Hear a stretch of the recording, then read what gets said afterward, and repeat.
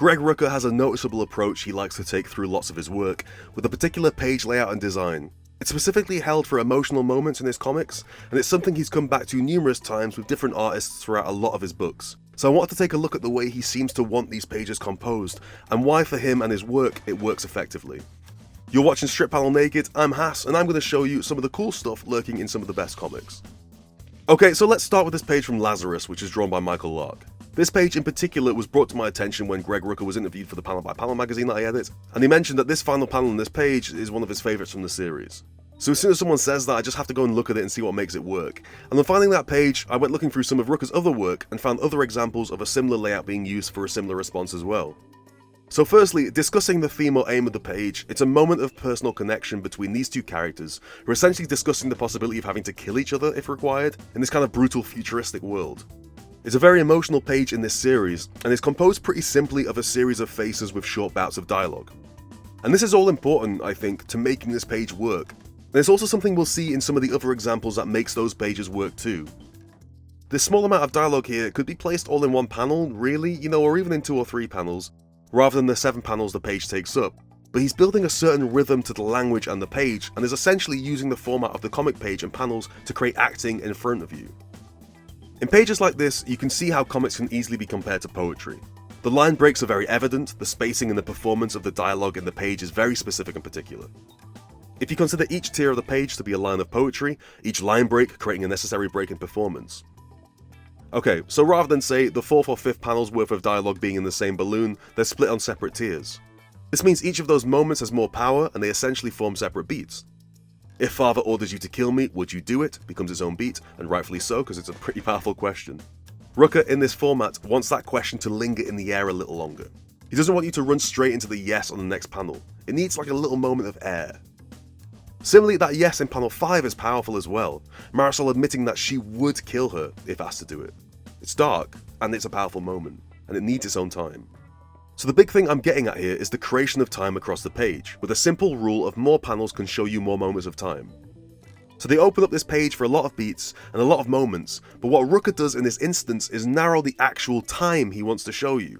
So rather than make each of these panels contain a lot of time, a lot of back and forth dialogue or actions, or make each panel skip ahead minutes in time, instead he expands a single, probably quite short moment of dialogue across the panels.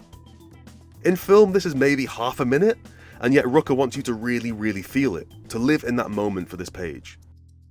So time is a big thing, limited dialogue is another, but silence often comes into these moments too.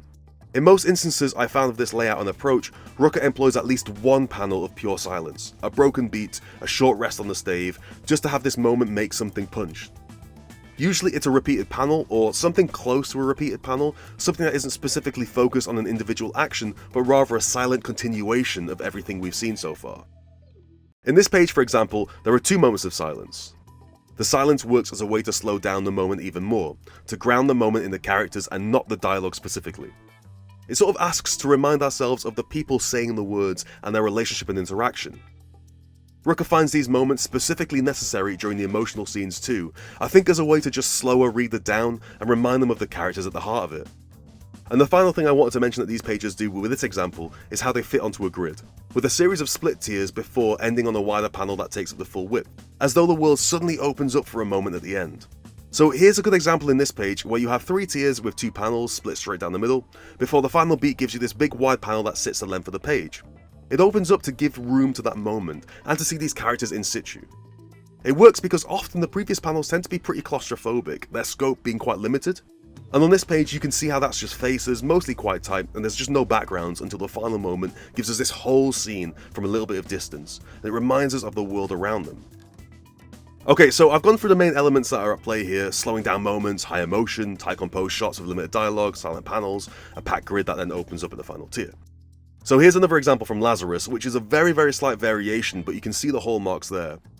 Split tiers, limited dialogue. Though this page does adjust the approach a little by having the big wide panel with the background be the penultimate panel rather than the very last one, but you can see Rucka and Lark zoning in on this moment in time. A very small moment, extended across these panels with these beats of silence, limited backgrounds, and close-up on faces all being a priority. And it's another page that's very effective in this issue, you feel this. There's one from Black Magic here with Nicholas Scott that I particularly like, because it's a good adaptation of the usual approach. The traits are all there, but Scott puts her own twist on it too, and there's an interesting narrowing of the panels, and the tiers going from 3 panels to 2 to 1, before the big moment at the bottom of the page opens it all the way up. Here, Rucka and Scott use this as a way to add menace, rather than a sweet connection. And yet the foundations of the page are basically the same as Rucka has used for those moments of human connection. In Black Magic, they twist and turn the imagery for a new effect, while keeping the structure. And that's interesting, because now you can see how it becomes a good framework for different responses. Which leads me to Michael Southworth's work with Rooker on the original Stumptown series. Even back in 2009, much earlier than these other examples, you can see Rooker scripting in a similar way.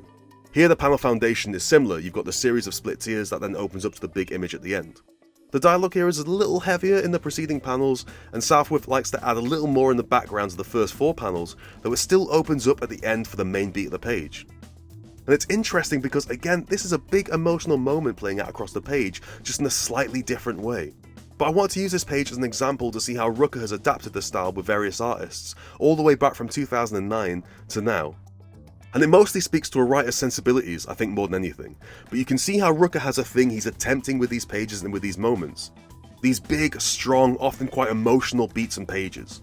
And he's found a technique that is adaptable for him as a writer, working with various different artists, and is able to apply that to different scenarios and situations while allowing them to all stand up individually. And it's a pretty simple function overall, working to narrow the scope in the main panels before opening up the very last image for the final emotional beat. Essentially using those panels to all work up towards this big ending moment with a combination of limited dialogue, constructed silences, and limiting the scope of the imagery. This approach focuses on the human more often than not. It works to ground the readers into the characters more than what they say, but to read how they feel and how they react and how they emote. And it has been working well for a long time. Thanks for watching. Strip Panel Naked continues to exist regularly because of the amazing support from the patrons, who get access to years worth of exclusive extra writing and content. And I'd love your support too. You can find me on Twitter as well at HassanOE, and the Eisner nominated magazine I edit at panelxpanel.com. As always, hit subscribe and that notification bell to keep up to date with all the new episodes, and I'll see you next time.